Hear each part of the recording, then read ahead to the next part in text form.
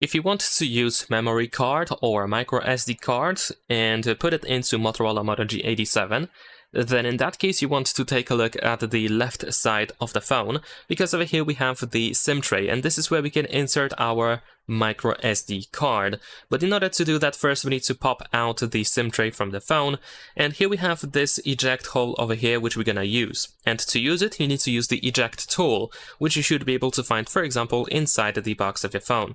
So once you have your eject tool, whoops, sorry about that, once you have it ready, you should be able to put it into this hole over here. And once it is in, and it's just slightly in this case, you should be able to use a little bit of pressure, and you want to push it into the phone, straight in, just like that, to make the SIM tray pop out.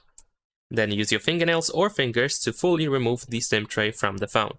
Now over here you can insert your microSD card. It should go in very easily, just like that. There we go, and make sure that the card does not stick out of the SIM tray. Now I'm gonna also insert my SIM card over here as well. There we go. And then we need to put it back into the phone. We need to slide it in. There we go.